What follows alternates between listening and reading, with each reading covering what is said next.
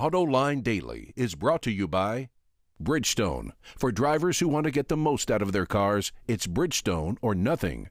Dow Automotive Systems, improving durability and increasing design flexibility with Betamate structural adhesives at dowbetamate.com. And by Hyundai. Experience the 2011 Hyundai Sonata today at HyundaiSonata.com. This is Autoline Daily for June 24th, 2011, and now the news. And there's a lot of news about electric cars today. Some good, some bad. So first the bad. Think, that little electric car company out of Norway that used to be owned by Ford filed for bankruptcy yesterday. Over the last 20 years, the company only sold 2,500 electric cars, according to Bloomberg. But that doesn't seem to faze Carlos Ghosn at Nissan. He tells the Wall Street Journal that the Nissan Leaf will be profitable by 2014 and will become one of the most profitable cars that Nissan sells. Yet, Nissan and Renault have recently delayed plans to open battery manufacturing plants in the United States and France. The companies blamed the delay on technical issues. Meanwhile, FISKER is hiring about 120 employees at its assembly plant in Wilmington, Delaware. These are the first engineers, technicians, and line workers who will make what FISKER is calling Project Nina at the former General Motors plant that used to make the Pontiac Solstice and Saturn Sky. Even though we're showing the FISKER Karma here, the Project Nina car will be an extended-range electric mid-size luxury sedan. And General Motors announced it will demonstrate an electric version of the Chevrolet Beat in India. It uses a 20 kilowatt-hour battery pack that weighs 270 kilos and powers a 45 kilowatt electric motor. GM says this is part of a program to try and make electric cars more affordable. Here comes yet another step in the advancement of autonomous vehicles. Volkswagen just demonstrated a vehicle that it calls the Temporary Autopilot, or TAP. Think of it as cruise control that can also steer a vehicle. The system can drive up to 80 miles an hour or 130 kilometers an hour. The driver can override the system at any time, and TAP consists of radar, camera, and ultrasonic-based sensors supplemented by a laser scanner and an electronic horizon.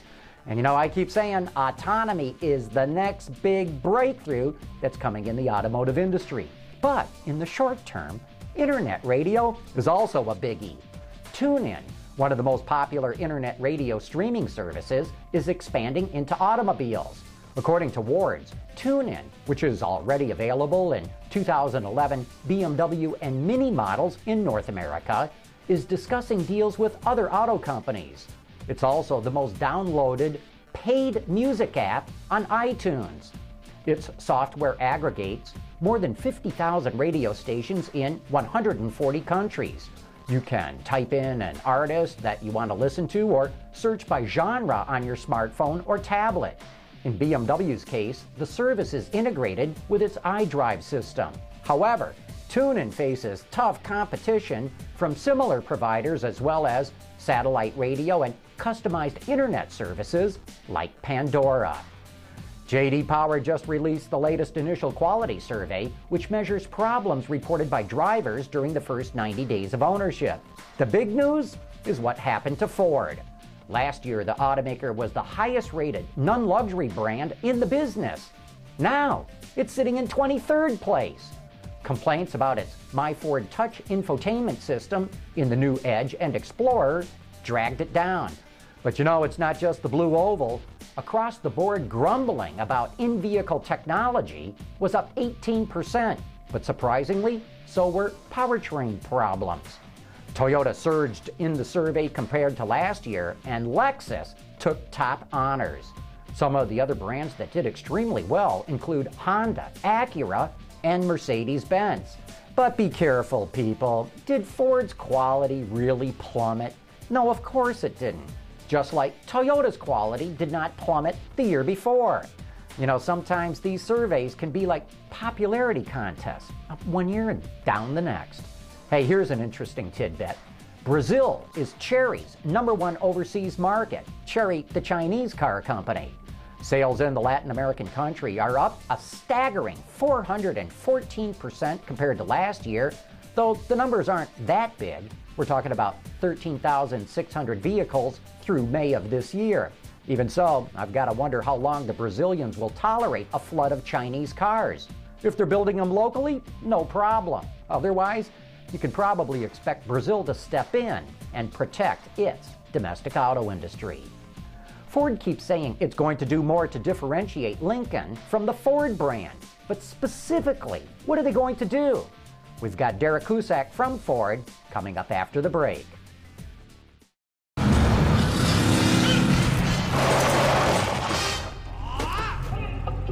I got this one, old man. For drivers who want to get the most out of their cars, it's Bridgestone or nothing. Derrick Kuzak, the head of all product development at Ford, is my guest on Autoline this week. In the following clip from that show, he talks about some of the specific technology that's going to be exclusive to Lincoln. You've brought some of your newest technology down into even the Fiesta segment. Doesn't that make it more difficult because normally technology debuts in luxury cars? In some cases you're putting it in your smallest and least expensive vehicles. Doesn't that make it more difficult for Lincoln to differentiate itself? So, Paul, to this point, we've been really emphasizing technology as a way to differentiate the Ford brand. With our new commitment and consuming focus on Lincoln, that will allow us to have unique technology for Lincoln and launched in Lincoln. So we've already indicated what some of those technologies are going to be. Fully retractable roofs being one, electronic, Prindle's electronic shift mechanisms in the vehicle, push button, active noise control, computer-controlled damping.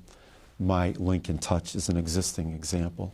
So those will be examples of technology that will be unique to Lincoln, launched in Lincoln. Maybe eventually they'll migrate to Ford. But part of our differentiation strategy and the transformational next step for Lincoln will be unique technology for Lincoln. You can watch that entire interview on our website right now. By the way, in the U.S. and Canadian markets, you can find Autoline on an awful lot of public television stations. We've been holding a contest each week this month where people can win a copy of Bob Lutz's new book, Car Guys versus Bean Counters, by sending a letter to your local public television station requesting that it carry Autoline. And the winner of the last book that we have to give away is Amado Arceo III, who wrote into WDCQ in Flint, Michigan. And thanks, Amado, for doing that. Hey, we're almost at the end of today's show, but one more thing before we go.